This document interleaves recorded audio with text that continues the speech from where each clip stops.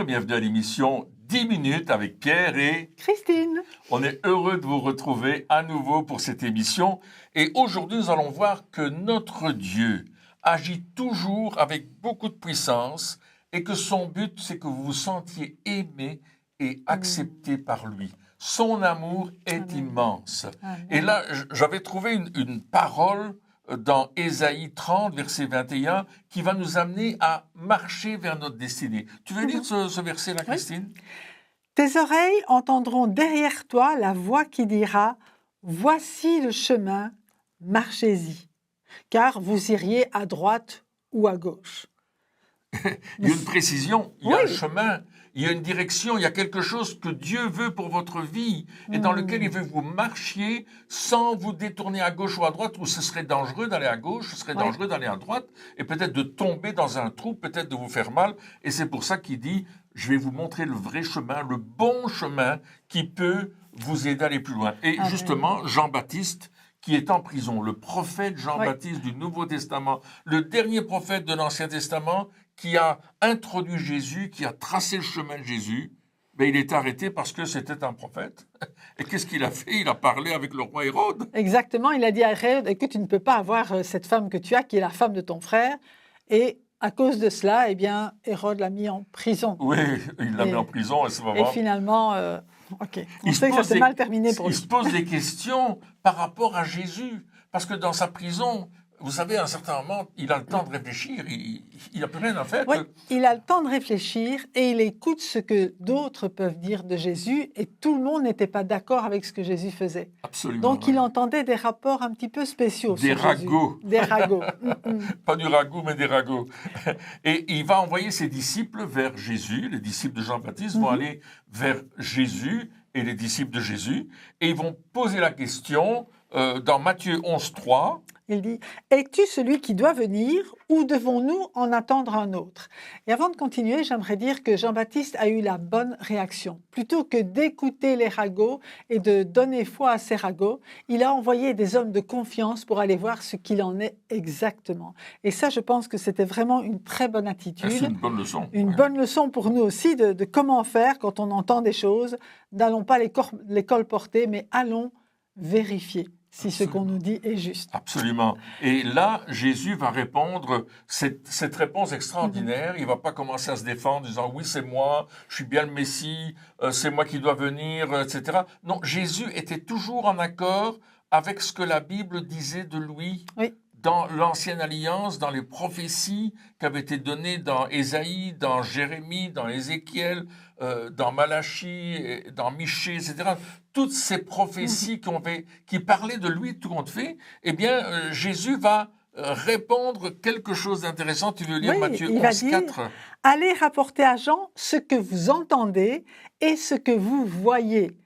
Les aveugles voient, les boiteux marchent, les lépreux sont purifiés, les sourds entendent, les morts ressuscitent et la bonne nouvelle est annoncée aux pauvres. Wow, vous êtes témoins de ces choses, vraiment de l'accomplissement de la parole de l'Ancien Testament dans la vie de Jésus. Vous l'avez vu, vous l'avez entendu, vous allez pouvoir lui rapporter. Et justement, quand le Messie, Jésus, allait venir, Ésaïe 29, 18 et 19 dit une parole très intéressante.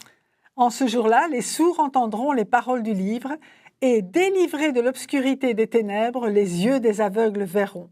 Les malheureux se réjouiront de plus en plus en l'Éternel et les pauvres feront du Saint d'Israël le sujet de leur allégresse. Wow, c'est vraiment ce qui est en train de se passer. C'est une prophétie qui est donnée 8 siècles avant la venue de Jésus. Ouais. Et Jésus est en train de la réaliser avec puissance. Il est le chemin, il est celui qui nous conduit, il est celui qui nous donne la direction. Mais cela est en accord avec les Saintes Écritures. Amen. Ésaïe 35, versets 5 et 6 dit ceci. « Alors s'ouvriront les yeux des aveugles, s'ouvriront les oreilles des sourds. Alors le boiteux sautera comme un cerf et la langue du muet éclatera de joie, car des eaux jailliront dans le désert et des ruisseaux dans la solitude. » Et là, il parle non seulement de guérison physique, mais il parle aussi de la guérison de l'âme, des eaux dans le désert, des ruisseaux dans la solitude aussi. Alléluia, Jésus est venu pour guérir complètement. Oui, et c'est ce qu'il va déclarer lorsqu'il est à Nazareth. Oui, On voit ça dans Luc 4, 18, mais il reprend un texte d'Ésaïe 61 et il va dire l'Esprit du Seigneur, l'Éternel, est sur moi, car l'Éternel m'a oint pour porter de bonnes nouvelles aux malheureux. Il m'a envoyé pour guérir ceux qui ont le cœur brisé, pour proclamer aux captifs la liberté et aux prisonniers la délivrance. Alléluia. ça, c'est Un salut complet. une réponse extraordinaire. Merci Seigneur. Et c'est ce que Jésus a dit, et Pierre va le répéter dans Actes 10, 38. Vous savez comment Jésus de Nazareth, qui était oint du Saint-Esprit et de force donnée par le Père, allait de lieu en lieu, faisant du bien, faisant des bonnes choses, et guérissant tous ceux qui étaient sous l'empire du diable, Amen. car Dieu était avec lui. Il a vraiment fait des choses extraordinaires et il a fait ces choses pour libérer chaque personne autour de nous. J'espère que votre foi est en train de prendre de la force parce que Jésus a dit « Je suis le chemin ». Amen. Il a dit « Je suis la vérité ». Oui. Il a dit « Je suis la vie ». Il n'a pas dit « Je suis un chemin, une vérité ou une vie ». Il a dit « Non, je suis cela ». Et personne ne peut s'approcher du Père si ce n'est en s'unissant à moi. Comment? Par la foi. Amen. Me connaître, c'est connaître aussi mon Père, dit cette traduction de Jean 14, 6 dans la Passion, traduction de la Passion. Voyez-vous, quel que soit le chaos qui est dans votre vie, Jésus est le chemin. Amen. Quelle que soit la difficulté physique, morale, spirituelle, matérielle que vous vivez, Jésus est le chemin. Tournez-vous vers lui. Laissez-le entrer dans votre vie. Il est venu pour délivrer chacun des œuvres du diable. Amen. Jésus a été envoyé pour cela. Il est venu pour nous sanctifier, nous changer, mais aussi nous délivrer des œuvres du diable. Et comme disait Christine tout à l'heure, il y a des choses qui sont en nous et qui nous font mal, n'est-ce pas? Des blessures intérieures. Il y a des choses qu'on croit que rien ne peut enlever, mais si, Jésus est venu pour vous guérir. Il est venu pour vous donner la paix. Il a dit, je vous laisse la paix, je vous donne ma paix. Je ne la donne pas comme le monde, mais croyez en moi. Faites-moi confiance, dit Jésus. Et c'est bon de savoir que ce Dieu qui nous a créés, ce Dieu qui nous aime, ne nous a pas laissé nous débattre tout seul, mais à chaque situation, il apporte la solution. Et Jésus est la solution. Absolument. Amen. Il y a cette histoire dans Jean chapitre 9 où il y a un aveugle de naissance qui est là. Et puis les disciples ils disent, mais quoi, c'est ses parents qu'on mal fait? C'est quoi, il a fait quelque chose de mauvais qu'il est aveugle? Ils se posent des questions, les mauvaises questions. Et Jésus dit non, c'est pas ça. Mais je vais vous démontrer la compassion de Dieu pour cet homme.